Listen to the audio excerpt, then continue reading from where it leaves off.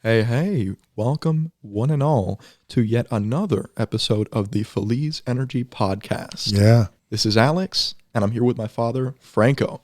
Yeah, awesome. It's great to be here once again. And today we're going to talk about a few things. But one of the things that I want to talk to you about, Alex, was taking action.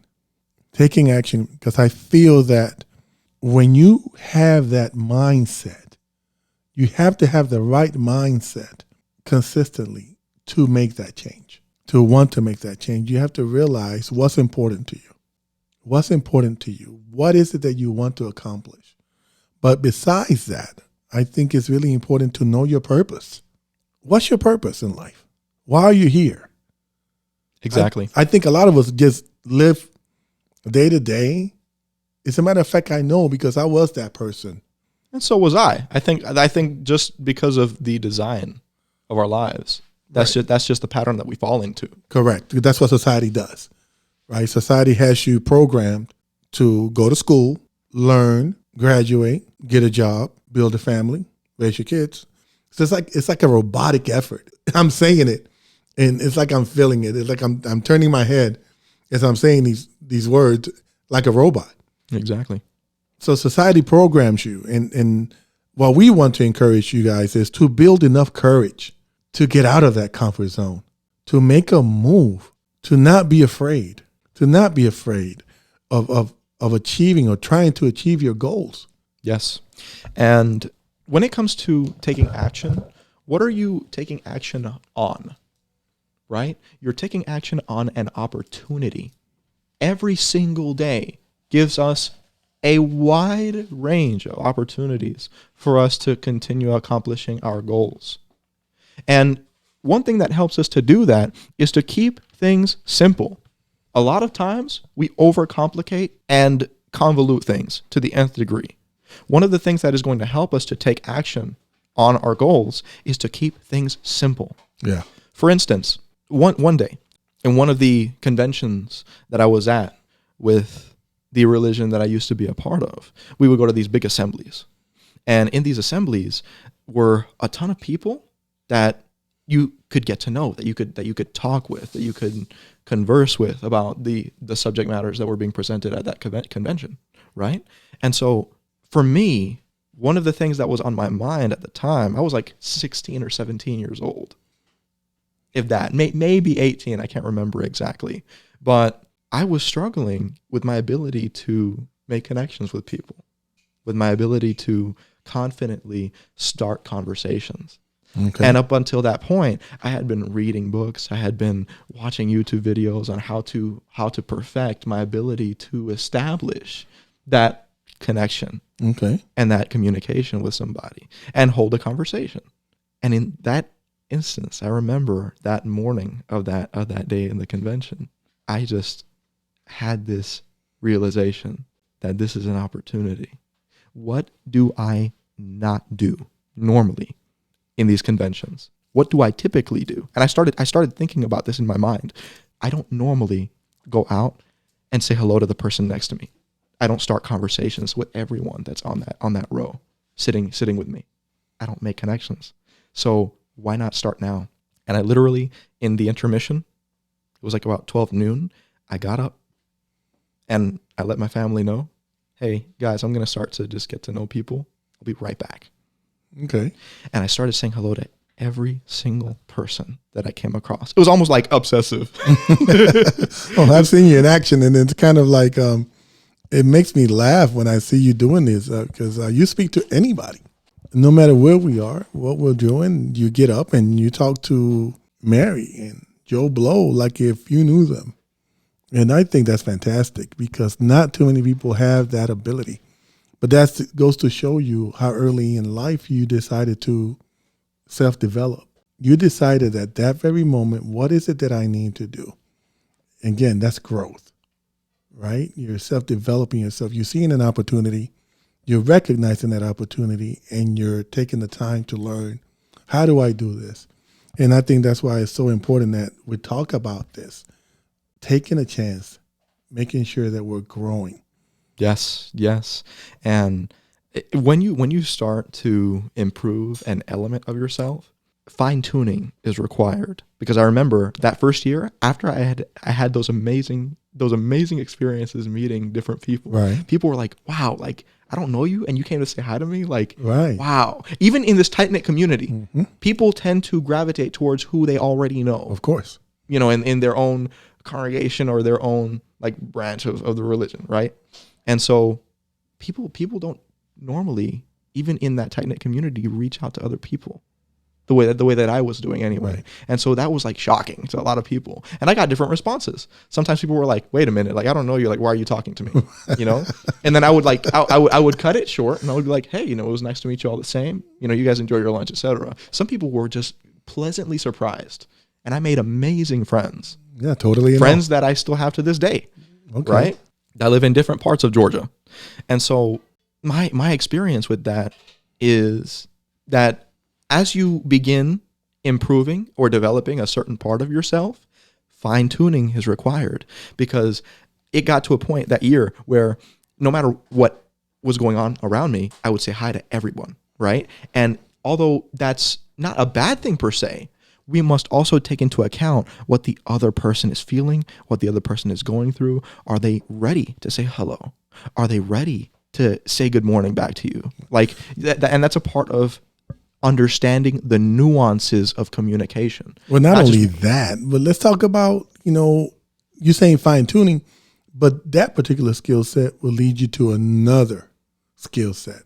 Yes. And that's the great thing about growth and wanting to grow, is that you just don't stop there. You know, it's like you saying, I want $1 million house, and you work for that $1 million house and you do the right things to accomplish that. Once you get that $1 million house, guess what? It doesn't stop there. You want to keep accomplishing things. Yes. And the more you accomplish, the more you want to accomplish. Yes. The most beautiful thing that I witnessed, that I experienced as a result of taking action in that way from that first assembly, is that every assembly afterward that I remembered, I gained the reputation of being that person that would say hello to everyone. And more than that, I saw other young men doing the same. You set the example. And I saw that, and it brought a couple of tears to my eyes, because I directly witnessed how much of an impact we can have on other people. You know, I had met these young gentlemen, right, in previous conventions, and I saw them doing the same thing that I was when they weren't before. They had also gotten that inspiration to do the same. Right. Right. It's what we talked about in our previous podcast, is that we aspire to inspire others. Yes, we aspire to inspire. We aspire to inspire. Right. We aspire to inspire others, and that's what life is all about. It's about taking action, and believe it or not, whether you're showing it in your social media or you're not showing it in your social media, you're working with people. And people are seeing your growth. People are seeing how you're moving without you having to say anything. That's another thing. You don't have to talk about what you're working on. You don't have to say, oh, I'm working on a podcast. Oh, I'm going to work out. You don't have to do any of that, because your results will show. And people respect results. Without a doubt, I don't think there's not one person out there who sees you making things happen, who sees you working out, who sees you going to school or whatever it is that you're doing. And as time progresses, they see the change. People respect that. And I say this because a lot of us tend to talk about what we're going to do. And you can't be a talker. You have to be a person of action. Where are your receipts? Right? Show me them receipts. Right? And again, I want you guys to keep this in mind. You can fail at what you don't want. So you might as well take a chance on doing what you love. I mean, I just think that's a great quote. And I got that from, I think it was a conversation that I heard Jim Carrey, not a conversation, but it was like a ceremonial type. Like a monologue? Like a monologue yes. Or something like that. Graduation from 2014. He was one of the speakers. Yes. At that particular ceremony, and he said that. And I'll say it again. You can fail at what you don't want. So you might as well take a chance on doing what you love. And that was inspiring for me. I was like, wow, that makes a lot of sense. Absolutely. Because we tend to fall in, like I said, in this robotic imagery of what people think you should be. You know, your parents don't want you to take a chance because they don't want you to get hurt. Your parents they're made to protect you. They're made to say, don't take that chance. Don't do that. You should do this. You should do what your father does. He's a tailor. Why don't you become a tailor? He makes a good living. We live okay, right? But you should do what you want to do, what you love to do. I mean, it could be dancing. It could be whatever. It doesn't matter. The point is that you have to live life to the fullest each and every day, because you never know when that expiration date is going to come. You have to live life 100%. I would say even 200% if that exists, because life is short. Live to the fullest. Enjoy your life. Pick the right people. Enjoy your friends. Try to make the right decisions in order for you to have a life of abundance. We all deserve to live in abundance. But in order to do that, you have to take the right steps.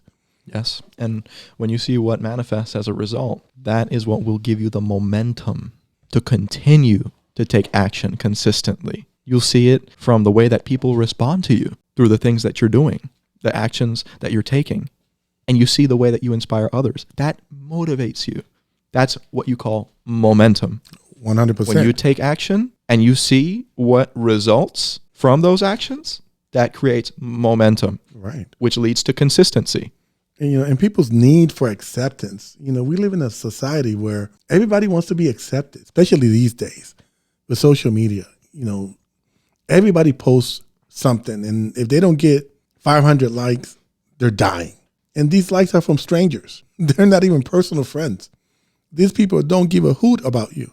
But yet we want acceptance so badly. We want to be accepted by those around us when those around us really don't care what's happening to you on a day-to-day basis. Let's keep this real.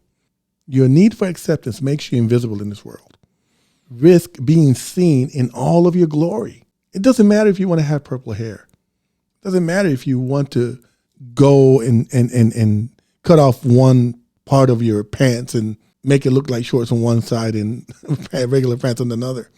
If that's what you want to do, do it. Live life. Enjoy life. Stay on the path of improvement. Yes. On the path of development, making yourself better for the benefit of others.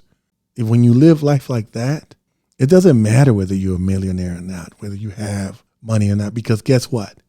Money is not everything. There are plenty of people out there who have millions of dollars and are just as miserable as people that are poor, probably even worse. You think about that. You have everything you want in life. You have all the cars that you want. You have the house that you want, or houses that you want. You have a beautiful wife, yet you're in a state of depression.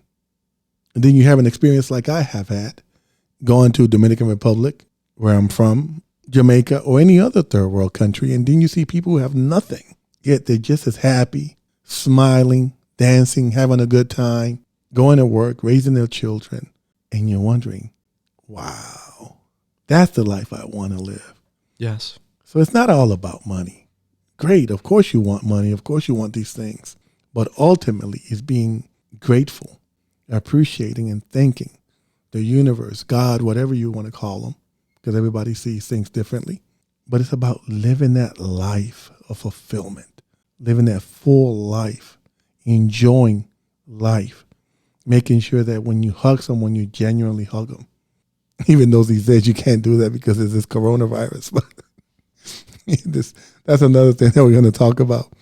But yes, it comes down to you understanding that who you are is more valuable than anything else. Sharing who you are over what you have with those around you will always create a much bigger impact. I'm going to say that one more time. Sharing who you are over what you have with those around you will always create the biggest impact. All right, Feliz family. We'll wrap it up for now. And until next time, always remember, if you don't live to serve, then you don't deserve to live.